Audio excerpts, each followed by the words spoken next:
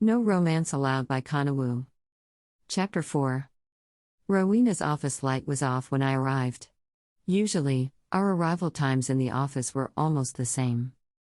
"It's hard to believe you arrived before her," commented Sylvia, popping up her head over our cubicle's divider as I turned on my notebook and grinning widely. "Maybe she overslept after cooking some poison last night," Lena scorned. My lips twisted at the comment while Sylvia snorted, holding her laughter. "Trust me," Lena added. "If you searched her office, you might find a witch hat and a broom." "I dare you," Sylvia said, laughing. "PSST, she is coming," warned she from her cubicle near the glass entrance door. We all looked down at our computers. The door swung widely as Rowena entered.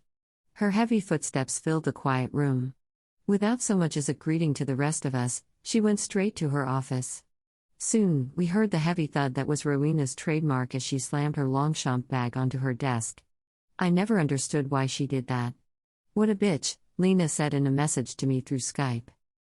I smirked and then replied, "Woke up on the wrong side of the bed, I bet." "Almost every day?" Lena replied. "Rory, please." She always does when she feels like we were talking behind her back. Yeah, Lena was right. Each morning when she caught us chit-chatting, she slammed her bag on the table. She'd always preferred to be passive-aggressive rather than blowing up like Desiree usually did.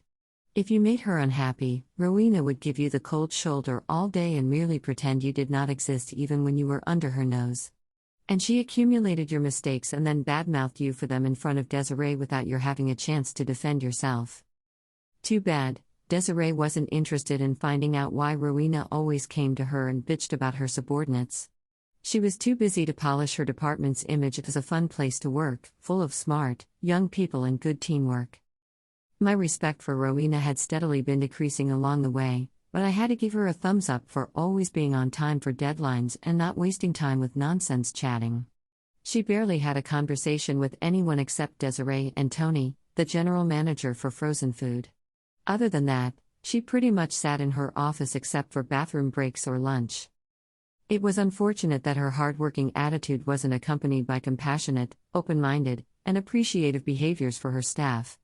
Her arrogant, impatient, and condescending personality was a terrible fit for managing people. If Desiree had cared about healthy relationships between management and the team, she would have been the best person to control Rowena's negative tendencies. At 2 o'clock, we had a quick meeting for the finance and accounting departments. The conference room was already packed when Yushi and I arrived, so we squeezed into the back corner with people from a treasury department. In the meantime, Valerie Tanaka, the executive vice president for finance and accounting, stood at the head of the conference room with her hands clasped in front of her, her angular eyes scanning the room as she waited for the chatters to die down. "Thank you for coming to this quick meeting," she said in a clear voice as the room became quiet. "I'm going to give you an update on our partnership project. Mr. Hamilton has announced the name of our future partner, Whitewater Incorporated. To make it easy, let's call them WW, Val chuckled before continuing. WW is a British wine company. Mr. Hamilton had a conference call with their executive team yesterday, and their finance and accounting team is flying to California in 2 weeks.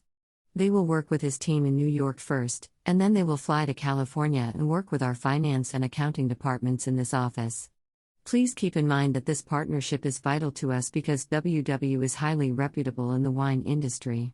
They distribute branded wines to high society, royal families, and the wealthiest families in the world. So, please make them feel welcome while they are here." Valerie scanned the room as the staff's murmuring filled the quiet. "How long will the process take?" one of the employees asked. "I'm not sure. Maybe 2 or 3 months, maybe longer. Depends on how smoothly we can provide the information they need. I was told they might need to see the last 5 years of our profit and loss statements and also financial audit reports. I bet WW teams will have tons of questions once the reports are in their hands. So next week, each department head will give me names of people who are their subject matter experts. Furthermore, as of this moment, we don't need to set up anything new yet since this is only the initial step of our partnership. After the partnership is established, we will add any accounts relating to WW in our accounting system," Val explained. "Any other questions or concerns? Are we going to get free lunches when the Brits are here?"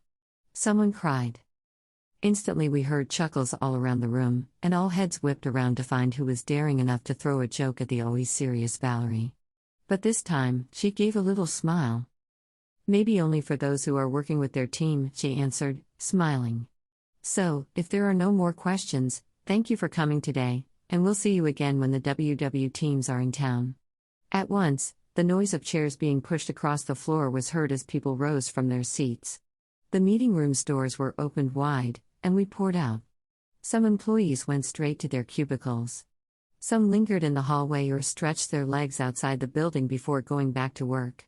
I went to a lunchroom with Sylvia for some fresh coffee.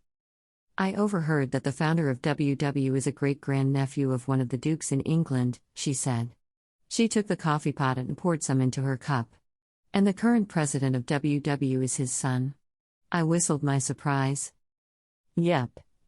Sylvia nodded, pouring sugar into her coffee. She moved over so I could get some coffee too. To be honest, I'm happy with the partnership, but I worry too. Why? I asked, pouring myself a cup of coffee. Sylvia looked down at her cup and stirred for a moment before replying. Myriad is the third company I've worked for. Usually, talks of a partnership project, or whatever term management used, ended with the company being acquired by the other, she said, throwing the stir stick in the trash can. Maybe Myriad is different and won't sell the company. So, just disregard my words. Our gross profit is strong this year, up 12% compared to last year, I said, referencing a financial report I'd read. I don't think Mr. Hamilton would sell the company. Sylvia shrugged. Remember the big fire we had last year in Northern California? She asked. It burned up most of our wine suppliers' warehouses, and millions of dollars were lost. Without their wine and other products, there isn't anything for us to distribute. If that's still the case, there is no more alcohol division. Wine is Myriad's most profitable product line. Last night, I Googled about Whitewater and found that Sylvia lowered her voice. It also owns 48% of Red Wine Incorporated. Red Wine is our main competitor in the U.S.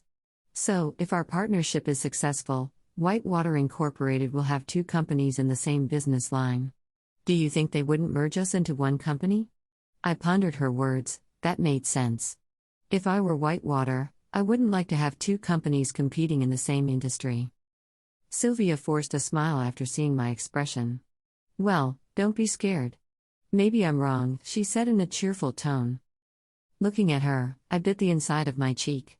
It's easy for you to say because you have many years of experience. Myriad is my first job after graduating, and I will have a hard time finding another job in accounting without more experience. Besides, I don't think it will be easy for me to get a reference from you-know-who. Sylvia gave me a sympathetic nod. Stop overthinking. Christine would be happy to vouch for you. So would I. Thanks, I appreciate it, I said. My pleasure. Let's go back to work. If not, she might turn you into a frog. She made a frog sound. I laughed so hard. End of Chapter 4. You have been listening to Chapter 4 of No Romance Allowed by Kana. Be sure to click the like button and subscribe to my channel. Don't forget to share this channel with your friends so they can enjoy the story. If you want to know what I've been writing, please subscribe to my newsletter in the description below. Thank you for supporting my